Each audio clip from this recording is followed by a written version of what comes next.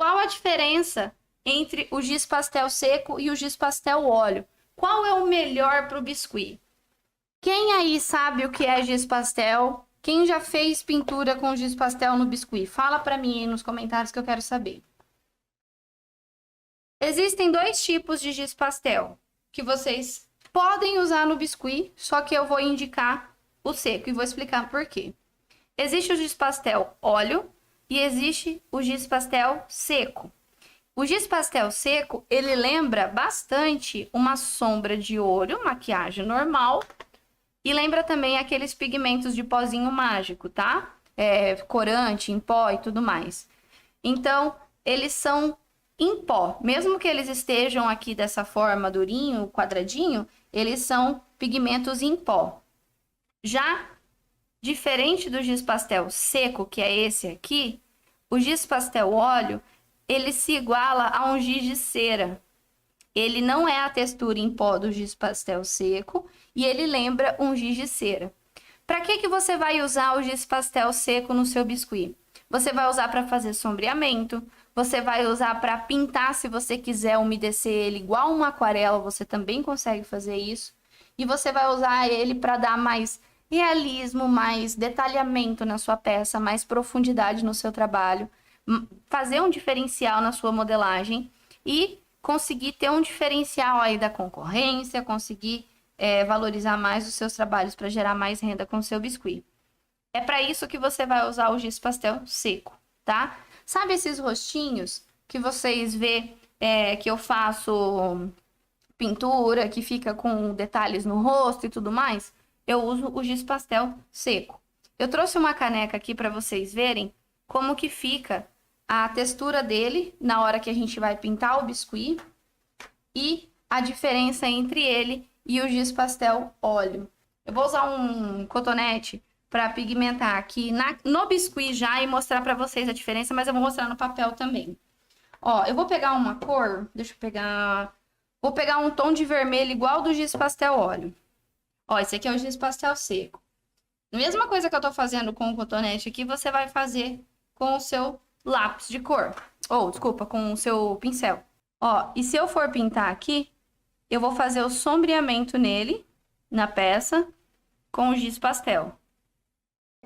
Passar mais um pouquinho, ficou fraquinho. Só para vocês visualizarem aí. O giz pastel você usa para sombrear qualquer peça. Sabe aquelas peças que fazem de biscuit personalizado, aquele estilo meio pintura country?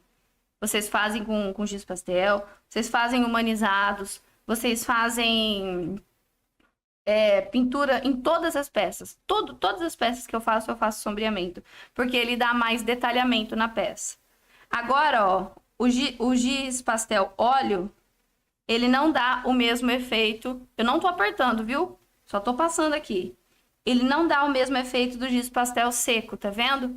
Então, ele não é bom para sombrear. Todas as vezes que vocês forem comprar um giz pastel para pintar o biscuit, dê preferência para o giz pastel seco. Dessa forma, vocês vão conseguir sombrear o trabalho de vocês e ainda usar ele como se ele fosse uma aquarela.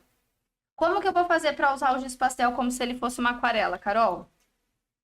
Vocês vão pegar água, ó, água, um pincel, vão colocar aqui na água e vão vir aqui no giz pastel e vai umedecer ele aqui. Não vai estragar o seu giz pastel, fica tranquilo, fica tranquila, porque depois ele endurece de novo.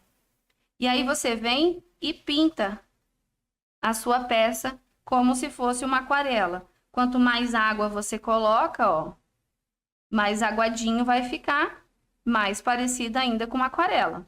Quanto mais tinta você passa, mais pigmentado, mais textura de tinta mesmo, dessas igual essas daqui, ó, tipo tinta guache.